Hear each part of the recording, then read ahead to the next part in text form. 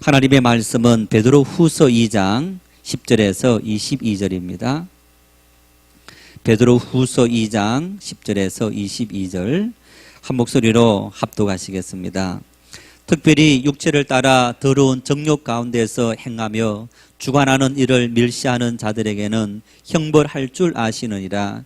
이들은 당돌하고 자긍하며 떨지 않고 영광 있는 자들을 비방하거니와 더 큰 힘과 능력을 가진 천사들도 주 앞에서 그들을 거슬러 비방하는 고발을 하지 아니하느니라. 그러나 이 사람들은 본래 잡혀 죽기 위하여 난 이성 없는 짐승 같아서 그 알지 못하는 것을 비방하고 그들의 멸망 가운데서 멸망을 당하며 불의의 값으로 불의를 당하며 낮에 즐기고 노는 것을 기쁘게 여기는 자들이니 점과 흠이라. 너희와 함께 연애할 때에 그들의 속임수로 즐기고 놀며 음심이 가득한 눈을 가지고 범죄하기를 그치지 아니하고 굳세지 못한 영혼들을 유혹하며 탐욕에 연단된 마음을 가진 자들이니 저주의 자식이라. 그들이 바른 길을 떠나 미혹되어 부올의 아들 발람의 길을 따르는도다. 그는 불의의 삭을 사랑하다가 자기의 불법으로 말미암아 책망을 받되 말하지 못하는 나귀가 사람의 소리로 말하여 이 선지자의 미친 행동을 저지하였느니라. 이 사람들은 물 없는 샘이요 광풍에 밀려가는 안개니 그들을 위하여 캄캄한 어둠이 예비되어 있나니 그들이 허탄한 자랑의 말을 토하며 그릇되게 행하는 사람들에게서 겨우 피한 자들을 음란으로서 육체의 정욕 중에서 유혹하는도다. 그들에게 자유를 준다 하여도 자신들은 멸망의 종들이니 누구든지 진자는 이긴 자의 종이 됨이라. 만일 그들이 우리 주 대신 구주 예수 그리스도를 알므로 세상의 더러움을 피한 후에 다시 그 중에 얽매이고 지면 그 나중 형편이 처음보다 더 심하리니 의의 도를 안 후에 받은 거룩한 명령을 저버리는 것보다 알지 못하는 것이 도리어 그들에게 나으니라. 참된 속담에 이르기를 개가 그 토하였던 것에 돌아가고 돼지가 씻었다가 더러운 구덩이에 돌아놓았다 하는 말이 그들에게 응하였도다. 아멘. MBC PD수첩은 최근의 사건 사고나 현안을 취재하는 탐사 다큐입니다. 지난 4월에 우리나라 군대 내에서 동성애 색출 사건이 일어났습니다. 그래서 지난 30일 날 방송된 MBC PD 수첩에서 이 성소수자들의 어떤 동성애 관련 이제 그런 탐사를 해서 방송으로 내보냈습니다. 오늘날 세계적으로 성소수자들의 인권을 강조하고 동성연애와 동성결혼을 인정하는 그런 추세가 강해지고 있습니다. 이제 아시아에서는 유교 문화와 또 이제 우리 이슬람권 같은 경우에는 또 이슬람의 문화 이런 문화들 때문에 이 그 동성결혼에 대해서 굉장히 부정적인 그런 경향을 가지고 있는데 지난 4월 달에 대만이 아시아 최초로 동성결혼을 합법으로 인정했습니다. 태국이 그 다음에 아마 곧 동성결혼을 인정할 거다. 이제 그런 보도가 나오고 있습니다. 스코틀랜드 장로교가 우리 장로교 전통을 따르는 교회들입니다. 그래서 네덜란드 교회와 스코틀랜드 교회는 우리 장로교의 전통을 같이 갖고 있는데 이 총회에 이 스코틀랜드 신학위원회에서 이런 보고를 했습니다. 교회에서의 동성결혼에 반대할 신학적인 이유가 없다. 지금도 우리 한국교회뿐 아니라 세계교회 또 가톨릭 많은 이 기독교 단체들이 동성결혼에 대해서 비판적이고 또 수용하지 않고 있습니다. 이제 그럼에도 불구하고 이 스코틀랜드 이제 신학위원회는 신학자들로 구성되어져 있는 그러면서 중요한 이슈를 이제 성경 말씀에 근거해서 또 신학적으로 해석하는 그런 사람들인데 이 성경 말씀에 있는 그 말씀을 우리가 분석하더라도 이 동성 결혼과 연애는 크게 문제될 것이 없다. 이런 보고를 총회하자 이 스코틀랜드 총회가 발칵 뒤집혀졌다. 이런 보도가 있었습니다. 그러면서 이 총회가 동성애는 하나님의 말씀에 정면으로 반하는 죄악이다. 그렇게 반발했다고 합니다. 여러분, 이렇게 신학자들은 아무래도 이제 이 교회의 어떤 전통들보다는 조금 열려져 있는 사고를 갖고 있다 보니까 이런 생각들을 많이 할 수도 있습니다. 2010년도에 제주도를 배경으로 SBS에서 인생은 아름다워라는 드라마를 방영했습니다. 주말 드라마였는데 보통 주말 드라마가 50부작으로 제작되는데 이 인생은 아름다워가 64부작인가 그렇게 끝났습니다. 굉장히 13부나 늘었기 때문에 인기가 많았다라고 말할 수 있습니다. 정말 그 드라마는 이 제주도의 아주 아름다운 풍경들, 그 풍경들을 카메라에 담아내면서 아주 잔잔한 가족 이야기를 다루고 있는, 정말 저렇게 살면 행복하겠다. 이제 그런 내용이기도 합니다.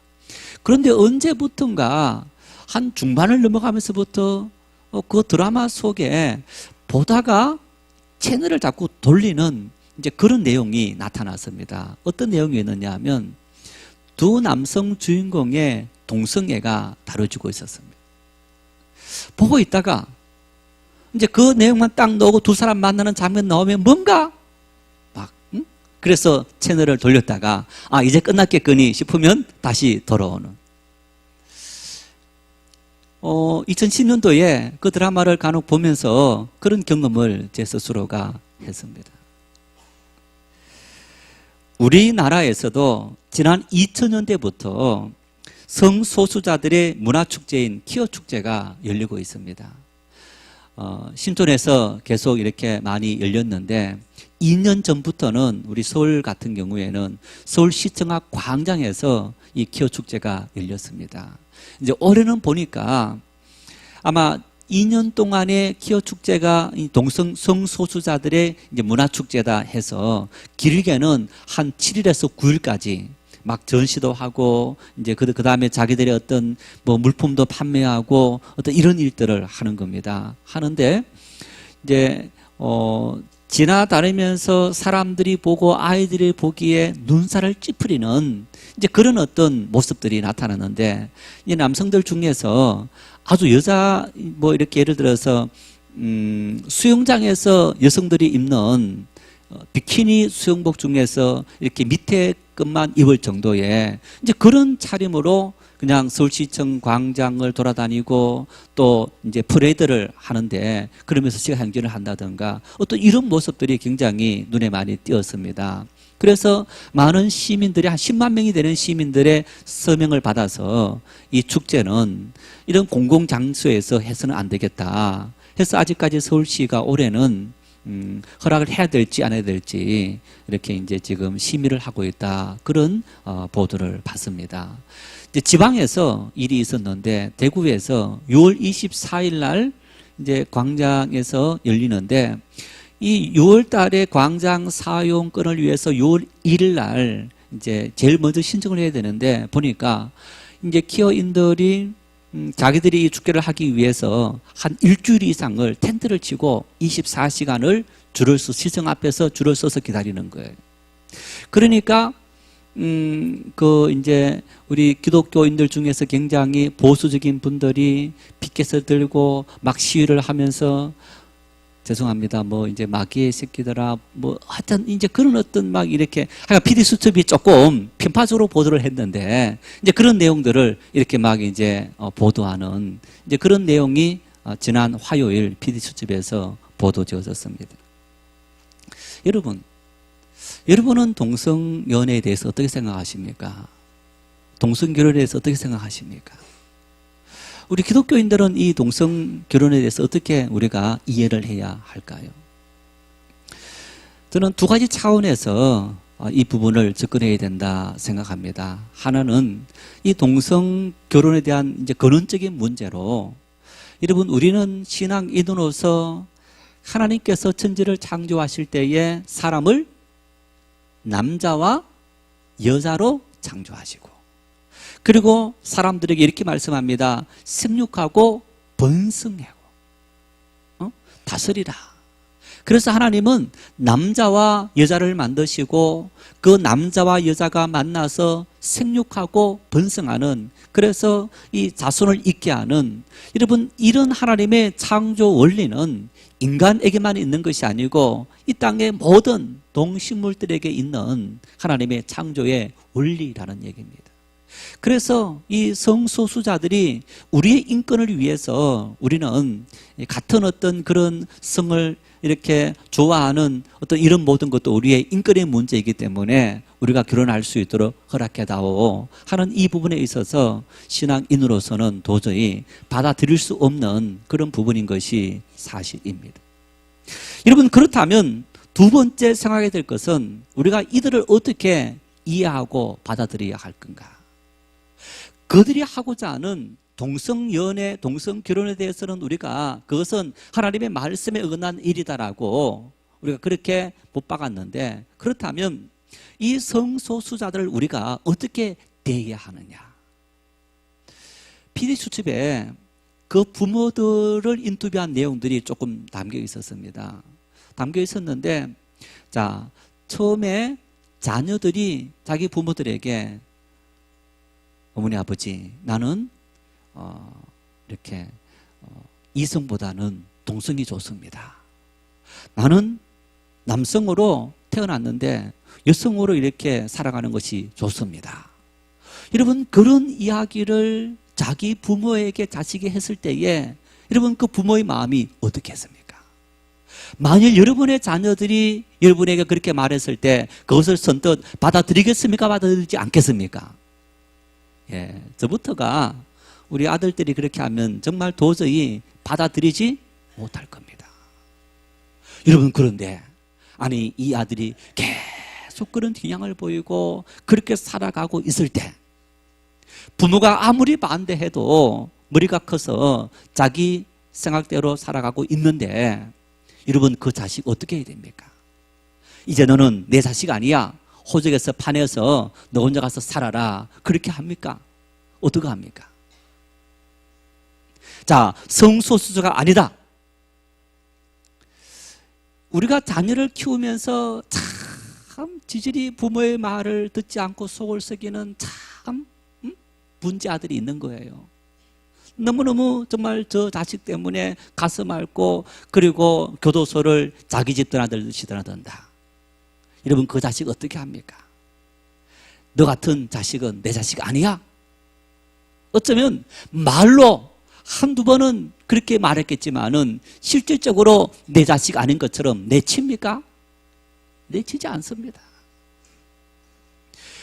동성연애를 하는 성소수자 부모들이 처음에 그 사실을 자식을 통해서 들었을 때는 충격이었는데 내 자식이 저기서 벗어나지 못하고 저런 삶을 살아가는 그 삶을 어쩔 수 없이 받아들이게 되었다는 것. 여러분, 이런 말이 있지 않습니까? 죄는 밉지만은 사람은 미워하지 말아라. 성소수자들이 주장하는 동성 결혼을 법적으로 허용해다오 하는 것을 우리가 인정할 수는 없지만은 정말 여러분, 그들이 어쩔 수 없이 그런 삶을 살아가는 그 모습에 대해서 우리가 그들을 내치고 그들을 마치 죄송합니다, 마귀의 자식처럼 새끼처럼 이렇게 생각하는 삶을 살아간다면 이것이 우리가 살아가야 될 삶의 모습일까?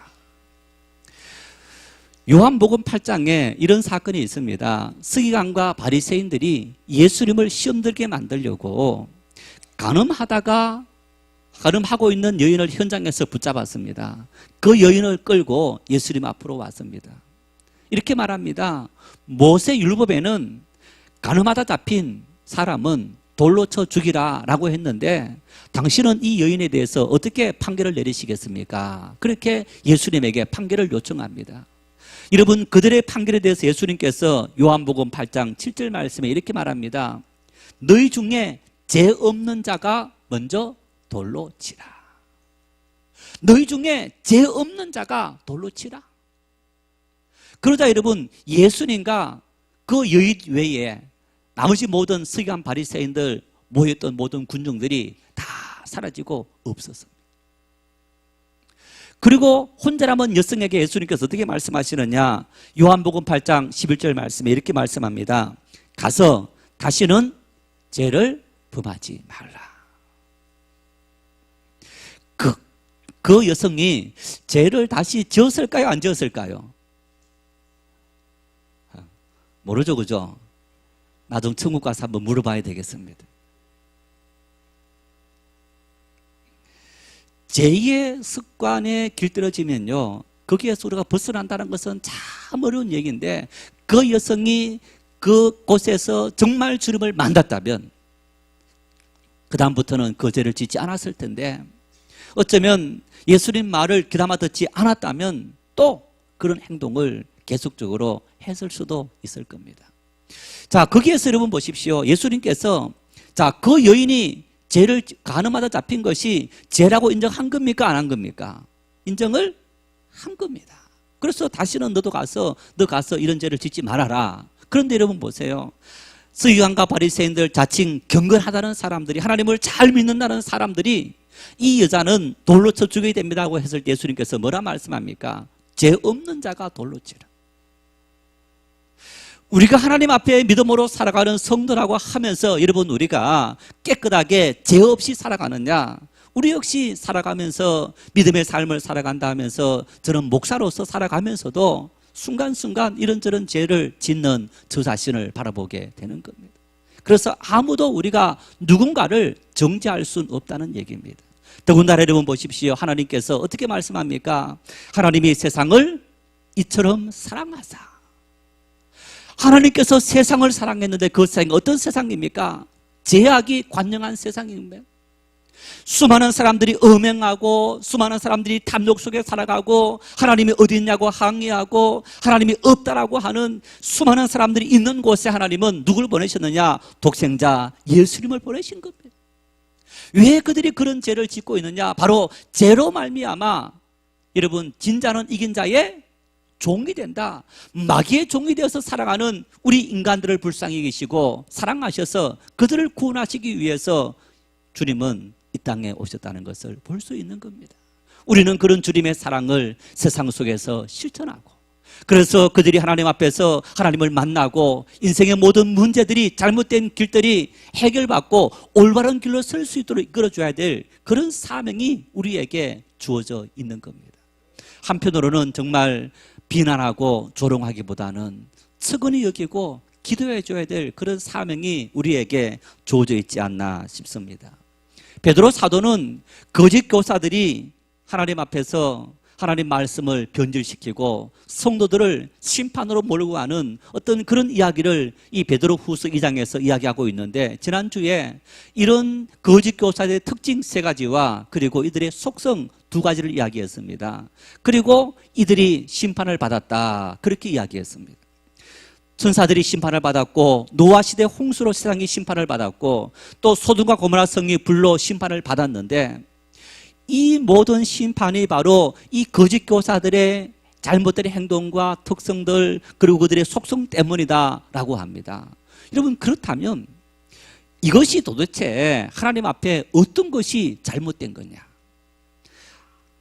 복습하자면 특징이 3가지가 있었는데, 이제 거짓 교사들은 특징이 가만히 들어왔다. 2번째는 사신, 우리를 구원하신 예수 그리스도를 부정한다. 3번째는 심판을 부정한다.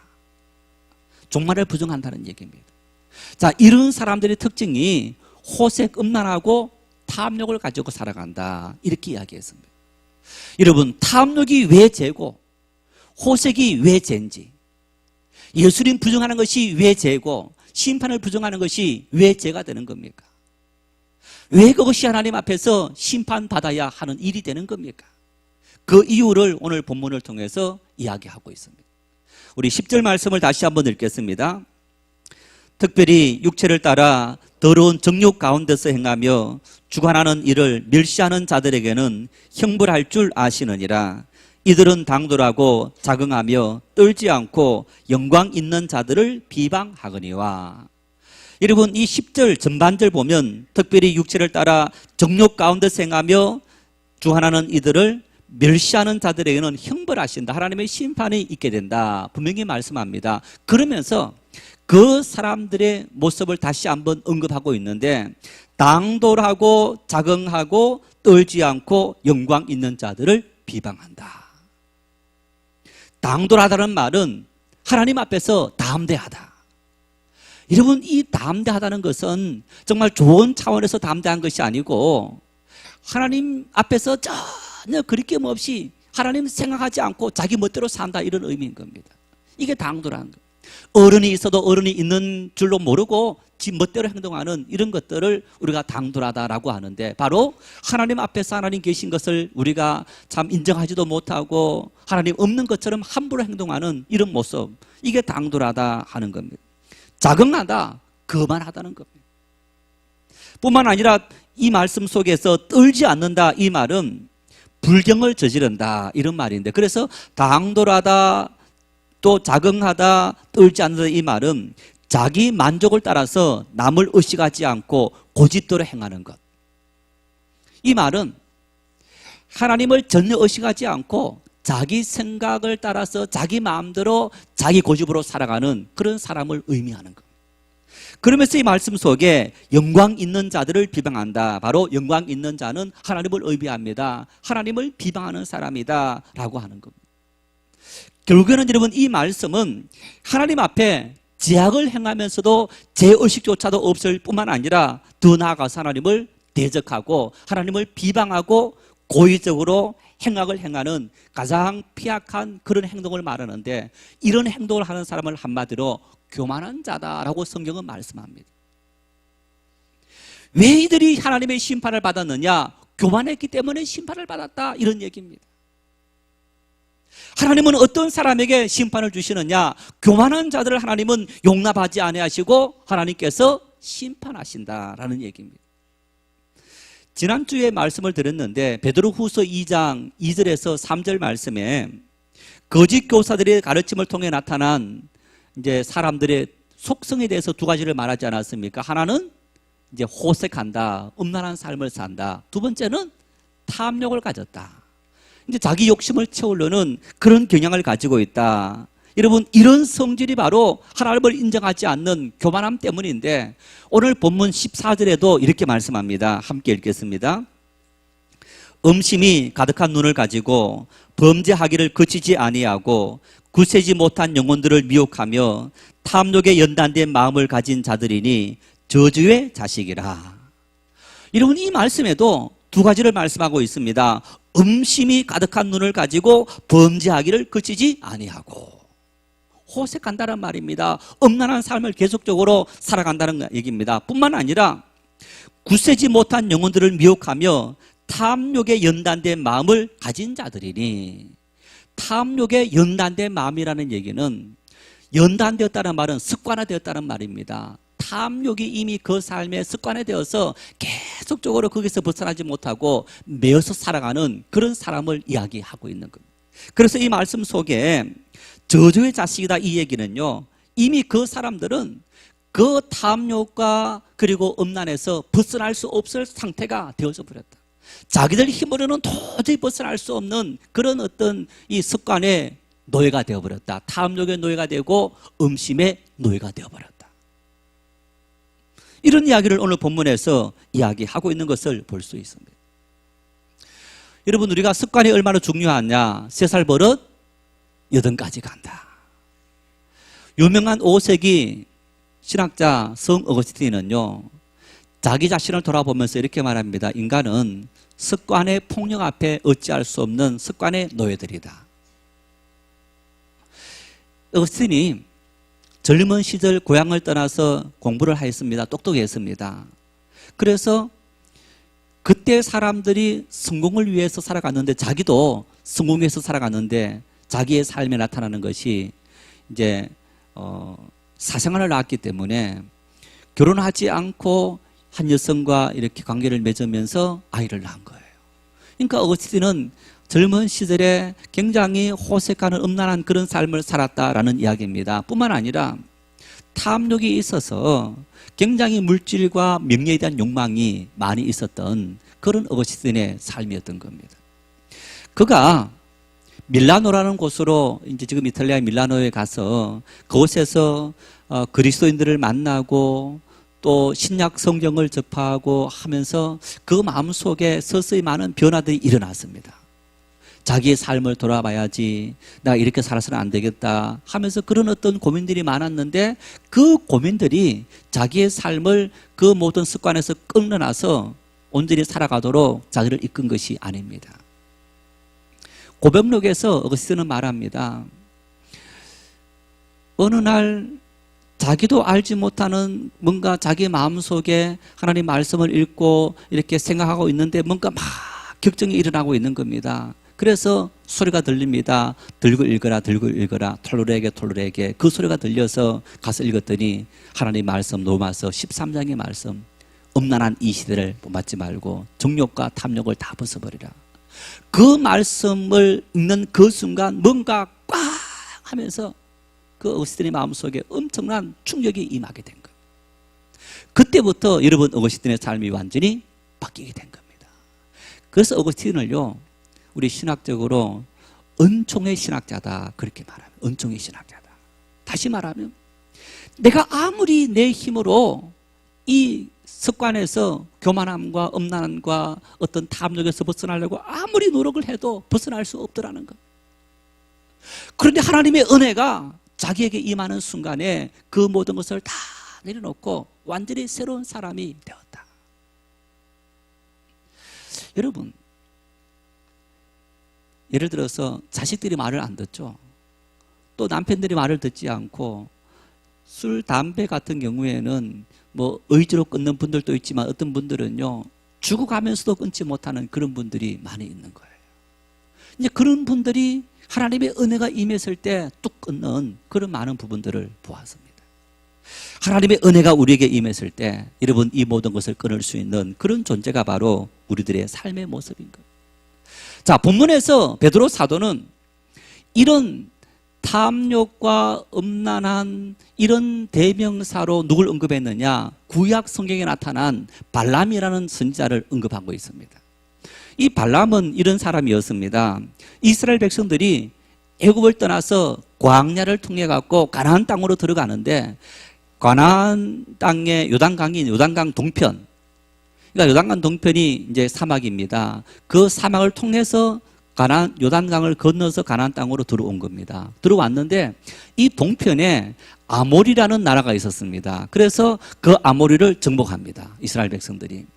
그러자 그 옆에 붙어있는 나라가 모압이었는데 이 모압 나라의 왕이 발락이라는 왕입니다.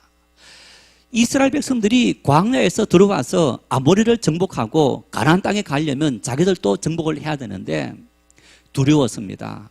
그래서 저들이 믿는 신보다 더 큰 신을 찾아야 되겠다 하면서 자기 주변에 어떤 좋은 그런 어떤 선지자가 없느냐 찾았더니 신하들이 말합니다. 저 땅에, 부월 땅에 발람이라는 인물이 있습니다. 해서 신하를 보냅니다. 발람에게 가서 선물을 많이 준비해서 자, 저기 오는 이스라엘 백성들을 저주하고 우리를 축복해다오. 그러면 우리가 저들을 물리치고 우리나라를 보존할 수 있겠다. 발람이 기도합니다. 그러자 하나님께서 발람에게 나타났습니다. 저 발락에게서 온 사람들 따라가지 말아라. 그래서 가서 발락이 보낸 사람들에게 가서 내가 가지 않겠다. 그래서 그 사람들이 다 돌아갔습니다. 발람이 이번에는 처음에 보냈던 사람들보다 더 지위 높은 사람을 보내고 더 많은 선물을 보내고 그리고 너가 우리 말을 들어주고 우리나라를 회복시켜주면 그러면 너에게 높은 지위를 주겠다 하면서 유혹을 합니다. 자, 그러자 발람이 그들의 말을 듣고 또 하나님 앞에 기도합니다. 그러자 하나님께서 또 응답을 주셨는데 가지 말아라. 돌려보냈습니다. 다시 또 세 번째 발람이 이번엔 자기 말고 가장 높은 사람을 또 보냅니다. 자, 그리고 또 다시 발람이 하나님 앞에 기도하자 하나님께서 따라가라. 하나님께서 허락한 겁니까? 하지 않는 겁니까? 사실은 허락하지 않는 겁니다. 하나님은 허락하지 않음에도 불구하고 어떻게 하나님께서 가라 하셨느냐? 로마서 1장 28절 말씀 같이 읽겠습니다. 또한 그들이 마음에 하나님 두기를 싫어하며 하나님께서 그들을 그 상실한 마음대로 내버려 두사 합당하지 못한 일을 하게 하셨으니, 하나님은 여러분 우리가 변적 같은 마음을 가지고 있으면 처음에 한 번은 하나님께서 그 마음들을 바로 잡아라 경고하지만은 두 번, 세 번 반복되면 어떻게 합니까? 그 마음대로 내버려 두신다는 겁니다. 네 마음대로 해. 여러분, 그러면서 하나님께서 발람 선지자가 이스라엘 백성을 저주하고자 했을 때에 그 입술을 제어해서 저주를 못하게 했습니다. 그렇지만은 따라가게 했는데, 오늘 베드로 사도가 탐욕과 음란에 대해서 이야기를 하면서 그 대표적인 인물로 발람을 언급했다. 그 얘기는 발람이 자기의 탐욕을, 그 유혹을 벗어보지 못하고 발락왕의 지혜를 듣고 계속 하나님을 쪼르듯이 내가 가서 이것을 하고 싶습니다. 왜? 재물을 얻고 명예를 얻고 권력을 얻는 그 탐욕 때문이라는 것. 이 탐욕 때문에, 교만함 때문에, 내 힘으로 살려고자 하는 그 욕망 때문에 인간들은 하나님 앞에 심판을 받게 되고 하나님의 은총에서 멀어지는 삶을 살아갈 수밖에 없게 된 겁니다. 창세기 3장 5절 말씀을 같이 읽겠습니다. 너희가 그것을 먹는 날에는 너희 눈이 밝아져 하나님과 같이 되어 선악을 알 줄 하나님이 아심이니라. 최초 인간 아담과 하와가 마귀 유혹을 받는 장면입니다. 하나님께서 너희들에게 다 먹으라 했느냐, 먹지 말라 했느냐? 저 동산 중앙에 있는 선악과는 먹지 말라 했습니다. 왜 먹지 말라 할 줄 아느냐? 만일 먹으면 너희도 눈이 밝아져서 하나님처럼 될까봐, 그래서 하나님께서 자기 수하에 두려고 먹지 말라 한 거지 너희가 죽는 것이 아니란다. 여러분, 마귀는, 뱀은 인간을 깨었습니다. 어떻게 깨었느냐? 하나님의 지배하에 두는 인간들을 자기 스스로 살아가는 교만한 인생으로 만들어버린 겁니다. 에덴 동산에서 인간들은 하나님의 말씀을 따라 살아가고 하나님 말씀 앞에 순종하는 삶을 살아가도록 지음을 받았는데, 마귀는 나타나서 하나님의 그 돌보심과 도심이 아니고 너 스스로 살 수 있단다. 왜 하나님을 의지하느냐? 그렇게 해서 인간을 깨고 그 깨매 넘어간 순간 인간들은 하나님부터 내침을 당했던 그런 모습을 볼 수 있는 겁니다. 여러분, 이것이 성경은 교만이라고 이야기하고 있는 것을 볼 수 있습니다. 이 교만이 하나님 앞에 베드로 사도가 지난주 말씀을 드린 것처럼 이런 심판을 받도록 만드는 원인이 되는 겁니다. 그 교만한 마음이 인간 속에 있기 때문에 인간들은 하나님을 멸시하고 사람들을 무시하고, 그리고 세상을 자기 마음대로 생각하고 함부로 말하고 함부로 생각하고 함부로 행동하는 그런 삶을 살게 되고, 여러분, 이것이 하나님의 심판이 되어진다, 그렇게 말합니다. 그래서 잠언서 18장 12절 말씀을 같이 읽겠습니다. 사람의 마음의 교만은 멸망의 선봉이요 겸손은 종기의 길잡이니라. 할렐루야. 교만은 멸망의 선봉이다. 하나님은 교만한 자들을 용납하지 아니하신다는 얘기입니다. 하나님을 업신여기고 하나님을 인정하지 않는, 여러분, 그 교만한 마음, 불신앙이라는 얘기는, 불신이라는 얘기는 바로 하나님을 인정하지 않는 인간의 교만함, 내 힘으로 살 수 있다는 그 교만함 때문에 하나님 앞에서 심판을 받게 된다는 얘기입니다. 반대로 말하면 하나님은 어떤 자들에게 은혜를 주시는 겁니까? 교만과 반대되는 겸손한 자들에게 하나님은 은혜를 주신다. 겸손한 믿음의 사람들 될 수 있기를 바랍니다. 하나님을 인정하는 믿음의 사람들 될 수 있기를 바랍니다. 여러분, 그들에게 어떤 복을 주셨느냐? 잠언서 22장 4절을 같이 읽겠습니다. 겸손과 여호와를 경외함의 보상은 재물과 영광과 생명이니라. 잠언 29장 23절입니다. 사람이 교만하면 낮아지게 되겠고 마음이 겸손하면 영예를 얻으리라. 겸손한 사람에게 재물과 영광과 생명과 영예를 얻게 되리라. 왜? 하나님께서 우리의 주일이 되셔서 우리의 모든 삶을 다스리고 하나님께서 우리의 모든 걸음을 인도하시기 때문에 우리가 그런 은혜를 누릴 수 있게 된다는 얘기입니다. 여러분, 그래서 우리가 거짓 교사들의 모든 유혹을 이기고 우리의 삶에 닥쳐오는 수많은 시험들, 우리를 공고하게 만드는 수많은 고난들 어떻게 하면 이길 수 있느냐? 겸손하면 이길 수 있다는 얘기입니다. 겸손하면, 하나님을 인정하고 하나님 앞에 우리의 모든 삶을 다 맡기면 우리가 승리하는 삶을 살아갈 수 있더라는 얘기입니다. 겸손이 뭡니까? 어떻게 하면 하나님 앞에 겸손할 수 있느냐? 말씀에 이렇게 말씀합니다. 시편 111편 5절입니다. 여호와께서 자기를 경외하는 자들에게 양식을 주시며 그의 언약을 영원히 기억하리로다. 시편 115편 13절입니다. 높은 사람이나 낮은 사람을 막론하고 여호와를 경외하는 자들에게 복을 주시리로다. 여러분, 겸손이 뭡니까? 겸손은 하나님을 경외하는 것. 하나님을 경외하는 것. 그러면 경외는 뭡니까? 경외는 읽어보겠습니다. 신명기 28장 1절입니다. 내가 내 하나님 여호와의 말씀을 삼가 듣고 내가 오늘 내게 명령하는 그의 모든 명령을 지켜 행하면 내 하나님 여호와께서 너를 세계 모든 민족 위에 뛰어나게 하실 것이다. 하나님께서 복을 주신다는 얘기입니다. 어떤 사람에게 복을 주시는 거예요? 하나님 말씀을 지켜 행하는 사람. 다시 말하면 순종하는 사람. 그 말씀을 따르는 사람. 여러분, 하나님 말씀을 그대로 따르는 사람이 하나님을 경외하는 사람이고, 하나님을 그렇게 경외하는 사람이 하나님께서 인정하시는 겸손한 사람이 되고, 그 사람이 하나님의 은총과 축복을 누리게 되더라. 여러분, 이런 경외, 이런 겸손, 이런 순종의 대명사가 누굽니까? 믿음의 조상 아브라함인 거예요. 100세 때 되어서 아들 얻었습니다. 하나뿐인 아들입니다. 자기 인생의 후계자입니다.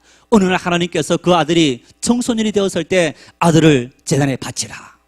날벼락이 떨어진 겁니다. 여러분, 그 날벼락이 떨어졌을 때 아브라함이 모리아 저기 한 산에 아들 데리고 갔습니다. 아버지, 나무도 준비되어 있는데, 제단도 있는데 하나님께 드릴 양은 어디 있습니까? 아브라함이 아들에게, 아들아, 하나님께서 준비했다 하고 제단 위에 올라갔습니다. 아들을 잡아서 묶었습니다. 그리고 내치려는 그 순간 하나님께서 아브라함아, 손을 멈춰라, 이렇게 말씀합니다. 이제야 내가 나를 경외하는 줄을 아노라. 하나님 말씀 바치라라는 그 말씀 앞에 아브라함이 이유를 대지 않고 바칠 그때 하나님께서 이제야 내가 나를 경외하는 줄 아노라, 이 말입니다. 이제야 내가 겸손하게 되었구나. 이제야 교만하지 않고 겸손하게 되었구나. 이제야 너 생활대로 살지 않고 내 말에 전적으로 순종하는 삶을 살게 되었구나. 겸손한 너에게, 순종한 너에게, 경외하는 너에게 내가 너를 믿음의 조상으로 너 후손을 바닷가의 모래알처럼 하늘의 별처럼 많게 하리라. 그런 은혜를 아브라함에게 하나님께서 내리신 것을 볼 수 있습니다. 여러분, 축복의 대명사 성경에 누굽니까? 솔로몬입니다. 솔로몬이 받은 축복은 역사를 통해서 전무후무하다라고 이야기하고 있습니다. 그 솔로몬이 어떻게 하나님의 그 축복을 받았습니까? 왕이 되었습니다. 기름 부음 받고 왕이 되었습니다. 왕이 되고 솔로몬이 가장 먼저 한 일이 하나님 앞에 일천 번제를 드린 거예요. 일천 번제 하나님께 제사를 드렸다는 데 예배했다는 얘기입니다. 그 하나님께 일천 번제를 드리고 났을 때 하나님께서 솔로몬에게 나타났습니다. 솔로몬아, 내가 너 정성을 받았다. 너에게 뭘 줄까? 솔로몬이 이렇게 구합니다. 나는 작은 사람입니다. 약한 사람입니다. 이 백성을 잘 다스릴 수 있는 지혜, 백성들이 송사를 분별할 수 있는 그런 지혜를 주십시오라고 하자 하나님께서 이렇게 말씀합니다. 너를 위해서 부도 구하지 않고 수도, 목숨의 생명도 구하지 않고 백성을 다스리는 그런 지혜를 구했으니 내 마음에 아파도다. 너가 구하지 않는 부와 수와 명예도 주리라. 여러분, 그래서 이 솔로몬이 역사를 통해서 전무후무한 축복에 받은 그런 대명사로 우리가에게 알려져 있는데, 어떤 믿음입니까? 하나님 되심을 전적으로 인정하는 그 겸손한 믿음이었을 때 하나님은 솔로몬에게 이런 은혜와 축복을 주신 것을 볼 수 있는 일. 오늘이 무슨 주일이라고요? 성령 강림 주일. 하나님께서 우리에게 성령을 보내주셨습니다. 예수님께서 내가 가서 너희를 위해서 성령을 보내주리라. 여러분, 그 성령이 우리 가운데 어떻게 역사합니까? 마태복음 28장 20절 말씀을 같이 읽겠습니다. 내가 너희에게 분부한 모든 것을 가르쳐 지키게 하라. 볼지어다 내가 세상 끝날까지 너희와 항상 함께 있으리라 하시니라.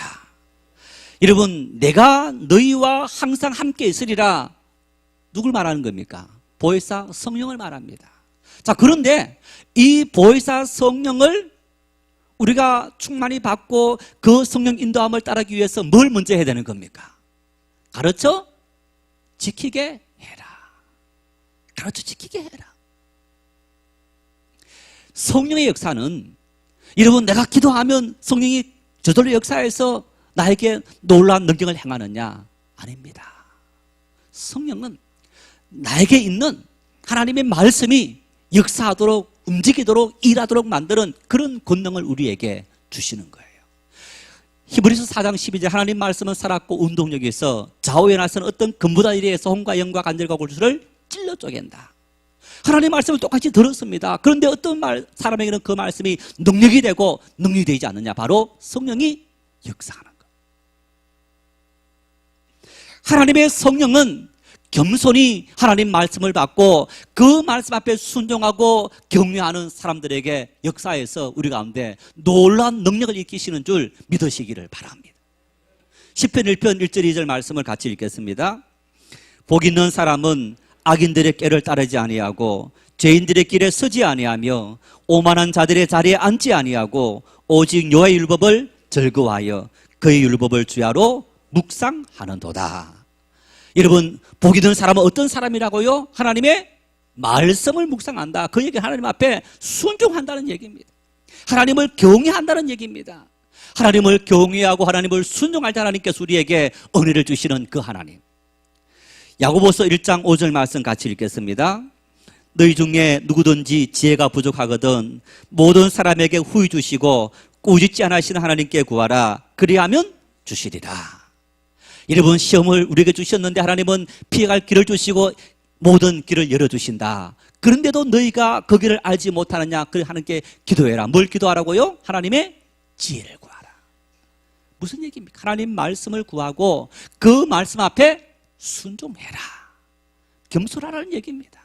하나님께서 들려주시는 그 말씀 앞에 우리가 순종할 때, 겸손할 때 하나님은 우리에게 은혜를 주시고 능히 감당할 수 있는 길을 열어주시리라.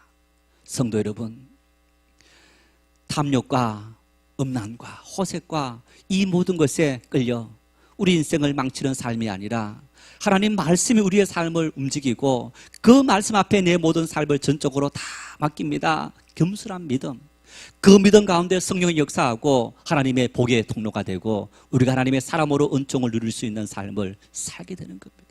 우리가 이 은혜를 날마다 누리고 우리의 모든 삶을 통해 세상을 밝히는 그런 하나님의 은혜가 넘칠 수 있기를 축원합니다.